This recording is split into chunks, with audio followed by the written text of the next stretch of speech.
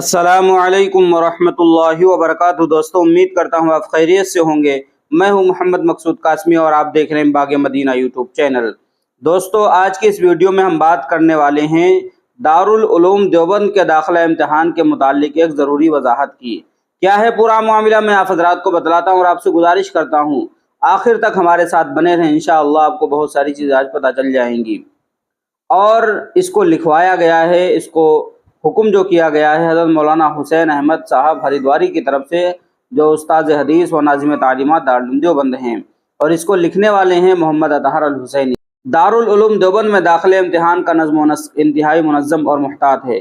کسی طالب علم کی جوابات کی کاپی میں ممتحن صاحب کے نمبر دینے کے بعد کسی ایک نمبر کے حذف و اضافے کا دور دور تک بھی کوئی احتمال نہیں ہے۔ کاپیوں کو جس وقت چیک کیا جاتا ہے تو اس پر طالب علم کا نام نہیں ہوتا بلکہ کوڈ نمبر ڈال دیا جاتا ہے۔ چیک کرنے والے اساتذہ اکرام و ممتحن حضرات کو یہ معلوم ہی نہیں ہوتا کہ کون سی کاپی کس طالب علم کی ہے، اور کسی بڑے سے بڑے شخص کی سفارش بھی قابل قبول نہیں ہوتی۔ مجلس شورا کے ایما پر مجلس تعلیمی نے ہر جماعت میں طلبہ کی تعداد کو محدود کر دیا ہے، اور جس وقت مجلس تعلیمی داخلے کے لیے طلبہ عزیز کو منتخب کرتی ہے تو اعلیٰ نمبرات سے شروع کر کے جہاں تک متعینہ مقدار پوری ہو وہاں تک منتخب کر لیتی ہے۔ لیکن دارالعلوم کا یہ قانون ہے کہ دارالعلوم کے اساتذہ اکرام اور ملازمین کے بچے اگر مقرر کردہ معیار کے مطابق داخلے کے مستحق نہ ہوں لیکن وہ تمام کتابوں میں کامیاب ہو، کسی ایک کتاب میں بھی ناکام نہ ہو، یعنی کسی بھی کتاب میں 40 نمبر سے کم نہ ہو، تو ان کو داخلے کا مستحق قرار دیا جاتا ہے، خواہ ان کا نام موقوف علیہ کتاب میں کامیاب ہونے والے طلباء کی فہرست میں شامل ہوا ہو یا کسی وجہ سے شامل ہونے سے رہ گیا ہو۔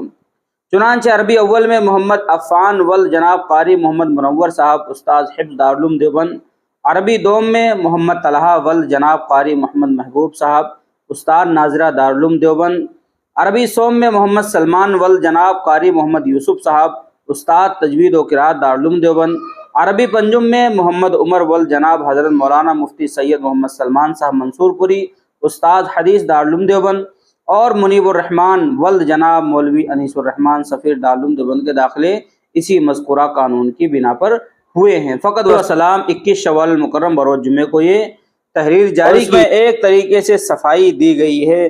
بہت سارے لوگ شاید اعتراض کر رہے ہوں گے، اسی لیے دارالعلوم دیوبند کو صفائی دینی پڑی ہے، جس کو لکھنے والے اطہر حسینی صاحب ہیں اور حکم کرنے والے حضرت مولانا حسین احمد صاحب ہریدواری ہیں۔